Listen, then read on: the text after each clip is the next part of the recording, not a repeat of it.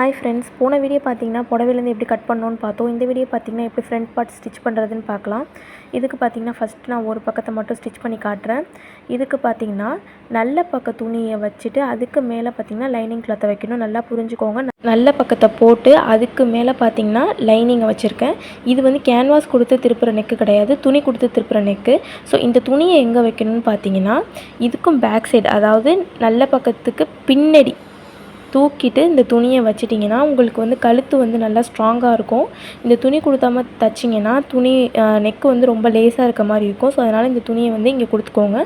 கொடுத்துட்டு நீங்கள் பிகினராக இருந்தீங்கன்னா கண்டிப்பாக வந்து குண்டூசி போட்டுக்கோங்க. உங்களுக்கு காட்டுறதுக்காக நான் குண்டூசி போட்டிருக்கேன். பூனம் சாரியாக இருந்தால் கண்டிப்பாக யாராக இருந்தாலும் குண்டூசி போடணும், ஏன்னா அப்போ தான் நவராமல் இருக்கும். குண்டூசி போட்டுட்டு ஒரு 1/4 இன்ச் தான் நம்ம வந்து தையல் கூட்டிருக்கோம். ஸோ அந்த 1/4 இன்ச்சை வந்து ட்ரா பண்ணிக்கோங்க. நெக்குக்கு ட்ரா பண்ணிவிட்டு அதுக்கப்புறமா பார்த்தீங்கன்னா நீங்கள் ஸ்டிச்சிங் பண்ண ஸ்டார்ட் பண்ணுங்கள். கரெக்டாக அந்த 1/4 இன்ச்சுக்குள்ளே தான் நம்மளுக்கு தைய வரணும். ஸோ பொறுமையாக தைங்க. நெக்கு தைக்கும் போது என்றைக்குமே பொறுமை ரொம்ப ரொம்ப முக்கியம். நான் உங்கள் வீடியோக்காக வந்து நான் பார்த்தீங்கன்னா ஸ்பீடாக தைச்சிருப்பேன், ஓட விட்ருப்பேன். அதனால் பார்த்தீங்கன்னா வீடியோ வந்து ஸ்பீடாக இருக்க மாதிரி இருக்கும். ஆனால் நான் எப்போதுமே பொறுமையாக நெக்கு தைச்சா தான் அது திருப்பும்போது நம்மளுக்கு கரெக்டான ஷேப்பில் கிடைக்கும். ஸோ அதனால் வந்து கரெக்டாக பார்த்து தைச்சிக்கோங்க. எண்டிங்கில் வந்து பார்த்திங்கன்னா 2-3 ஸ்டிச்சஸ் போட்டுக்கோங்க, அப்போ தான் கொஞ்சம் ஸ்ட்ராங்காக இருக்கும். அதுக்கப்புறம் பார்த்திங்கன்னா இந்த நெக்கை வந்து நம்ம ஃபஸ்ட்டு கட் பண்ணி எடுக்க போகிறோம். குண்டூசியெல்லாம் எடுத்துகிட்டு நெக்கை வந்து நம்ம கட் பண்ணிக்கலாம். கட் பண்ணுறதும் சரி ரொம்ப பொறுமையாக தான் கட் பண்ணணும். வீடியோக்காக மட்டும்தான் உங்களுக்கு வந்து கொஞ்சம் ஸ்பீடாக விட்ருக்கேன், ஓகேவா?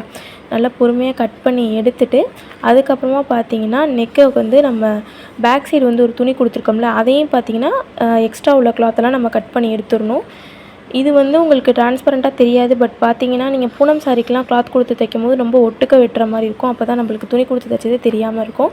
இதில் பார்த்தீங்கன்னா நெக்ஸ்ட் நம்ம அர்க்காத் கொடுத்துக்க போகிறோம். அர்க்காத் கொடுத்தா தான் நெக்கு வந்து உங்களுக்கு ஈஸியாக நம்மளுக்கு திருப்ப முடியும், இல்லைன்னா ரொம்ப கஷ்டமாக இருக்கும். நீங்கள் தையலை வெட்டிடாமல் கரெக்டாக பார்த்து அந்த எட்ஜு வரைக்கும் கரெக்டாக பார்த்து வெட்டிக்கோங்க. தையலை தயவு செஞ்சு வெட்டிடாதீங்க.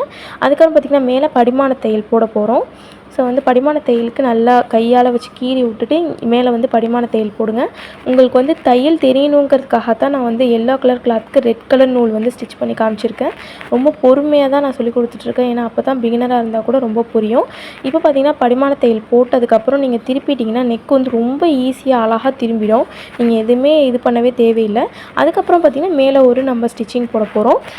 அது வந்து பார்த்திங்கன்னா ஒரு 1/4 இன்ச்சுக்கு கரெக்டாக நம்ம ஸ்டிச்சிங் போட்டுக்கிட்டோம்னா ரொம்ப அழகாக இருக்கும்.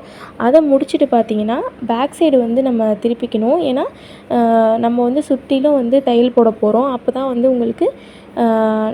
உங்களுக்கு வந்து வெட்ட முடியும் நம்ம துணியை. ஸோ இது வந்து பார்த்திங்கன்னா ஒரு 1/4 இன்ச் அளவுக்கு நம்ம துணி போட்டுங்க. பிகினராக இருந்தீங்கன்னா குண்டூசி போட்டுக்கோங்க நவராமல் இருக்கிறதுக்கு. எனக்கு ஸ்டிச்சிங் பண்ணி பழகினதுனால நான் அப்படியே வச்சு ஸ்டிச் பண்ணிடுறேன். இப்படி ஸ்டிச் பண்ணால் மட்டும்தான் உங்களால் அந்த துணி வந்து ரொம்ப உப்பிக்கிட்டு இல்லாமல் இருக்கும், கரெக்டாக உட்காரும். ஸோ இதே மாதிரி ட்ரை பண்ணி பாருங்கள், ரொம்ப ஈஸியாக இருக்கும். இப்போ பார்த்திங்கன்னா எக்ஸஸாக உள்ள கிளாத்தெல்லாம் நம்ம கட் பண்ணி எடுத்துடலாம். நான் வந்து உங்களுக்கு வீடியோ வந்து கிளியராக தெரியணுங்கிறதுக்காக தான் நான் எல்லா ஸ்டிச்சிங் பார்ட்டையுமே உங்களுக்கு காட்டுறேன். ஸோ நீங்களும் இதே மாதிரியே ட்ரை பண்ணி பாருங்கள். ரொம்ப ஈஸியான மெத்தட் இது, உங்களுக்கு ரொம்ப ரொம்ப ஈஸியாக இருக்கும். நெக்ஸ்ட்டு பார்த்தீங்கன்னா ஷோல்டர் நம்ம ஸ்டிச் பண்ண போகிறோம். இதுக்கு பார்த்தீங்கன்னா 2 ஷோல்டரையும் சரிசமமாக மடிச்சுக்க சொல்லுவாங்க. பட் பார்த்திங்கன்னா நான் 3/4 காலுமாக தான் மடிச்சுப்பேன். அதாவது நெக்கு கேப் கிட்ட கொஞ்சம் கம்மியாக தான் மடிச்சுப்பேன். அப்போ தான் வந்து பார்த்திங்கன்னா ப்ரெஸ்ட்டு கிட்ட டாட் வந்து கரெக்டாக உட்காரும், இல்லாட்டி ப்ரெஸ்ட்டை விட்டு நவந்து போயிடும் டாட்டு. ஸோ இந்த ஒரு ட்ரிக்ஸை வந்து நீங்கள் ஃபாலோ பண்ணிக்கோங்க. இவங்களுக்கு பார்த்திங்கன்னா நான் 4.5 இன்ச் வந்து டாட் பிடிக்க போகிறேன். பெரியவங்களாக இருந்தால் நீங்கள் 5 இன்ச் பிடிச்சிக்கோங்க.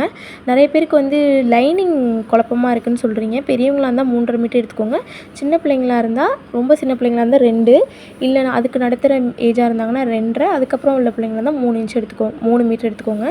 ஸோ இது நிறைய பேர் டவுட் கேட்டுகிட்டே இருந்தாங்க, அதனால் கிளியர் பண்ணியிருக்கேன். நெக்ஸ்ட்டும் பார்த்திங்கன்னா அதே மாதிரியே டாட் பிடிச்சிருக்கேன். இதில் ஏதாவது டவுட் வந்தாலும் நீங்கள் தாராளமாக என்கிட்ட கேட்கலாம். பட் வந்து உங்களுக்கு ரிப்ளை கொஞ்சம் லேட்டாக வந்தாலுமே நான் வந்து உங்களுக்கு எல்லா டவுட்டுமே கிளியர் பண்ணிவிடுவேன். 2 பக்கமும் டாட் பிடிச்சதுக்கப்புறமா நம்மளுக்கு ஃப்ரண்ட் பார்ட் வந்து ரெடி ஆகிடும். ஸோ இந்த ஃப்ரண்ட் பார்ட்டை வந்து நீங்கள் ப்ராக்டிஸ் பண்ணுங்கள். Next back part